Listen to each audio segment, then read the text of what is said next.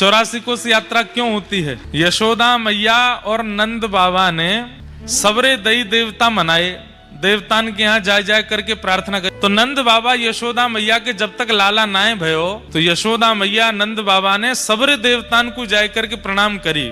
जगन्नाथ जी को प्रणाम कियो, बद्रीनाथ जी को प्रणाम कियो, गंगोत्री, यमुनोत्री, केदारनाथ सब जगह प्रणाम कियो।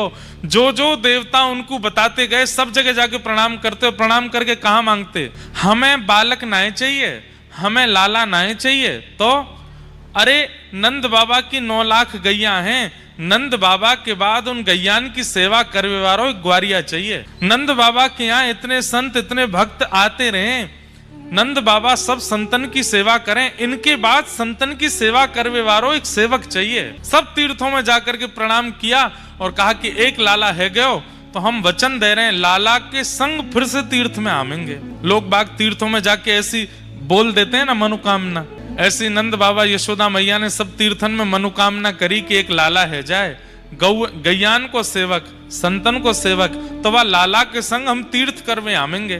ठाकुर जी को जन्म भयो, जैसे ही ठाकुर जी चलवे फिरवे बोलवे लायक भय, यशोदा मैया और नंद बाबा ने आपस में चर्चा करी, अब लाला चलन लगो, अब लाला बोलन लगो, अब हमें तीर्थ जानो चाहिए, चलो व्यवस्था बनाओ। अब महाराज बैलगाड़ी की तैयारी कर रहे हैं, सामान सट्टे सब रखते जा रहे हैं, सब ब्रजवासी भी एक है लिए, 100 200 400 ब्रजवासी भी संग है लिए। लेकिन नंद बाबा और यशोदा मैया की वृद्ध अवस्था देख करके ठाकुर जी के मन में आई, बाबा इतने वृद्ध है गए, यशोदा मैया इतनी वृद्ध है गई और मैं नेके ही बड़ो भयो, अब ब्रजते बाहर ये तीर्थ करवावे मुकु ले जाएंगे, सालन लग जाएंगे इनको, और जो प्रेम ब्रज में मुकु विस्तारित करनो वो है ना पावेगो, कहा करूं।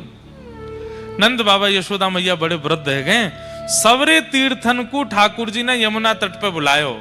ठाकुर जी तो भगवान है, सवरे तीर्थ आकर के खड़े है गए यमुना तट पे, आज्ञा करें भगवान कहा करनो है। बोले भैया देखो हमारे अम्मा बाबा वृद्ध है गए, अब ये सब तीर्थन में जामेंगे, सालन लग जाएंगे, हमें 11 वर्ष ही ब्रज में रहना है, आप सब 84 कोस में फैल जाओ, हमें ज्यादा दूर नहीं जाना पड़े, 84 कोस में ही सबरे तीर्थन के दर्शन, सबरे धामन के दर्शन हमको यही है जाए, हमें और कहीं नहीं जाना पड़े। महाराज ऐसी स्थिति है गई, सारे तीर्थ 84 कोस में बैठ गए। अब तो छोटे छोटे तीर्थ जिनके नाम ही नहीं पता है वो भी आ गए लाइन में, बोले हम भी ब्रज में आवेंगे, हमें स्थान दो, हम भी विराजमान होंगे। और उस भाव से भारत वर्ष के सारे तीर्थ 84 कोस में विराजमान हो गए। और फिर नंद बाबा यशोदा मैया के साथ लाला 84 कोस ब्रज यात्रा पर गए। तब से ये नियम है हमारे ब्रज में, ये अभी कार्तिक का महीना चल रहा है, अभी 84 कोस यात्रा चल रही होगी।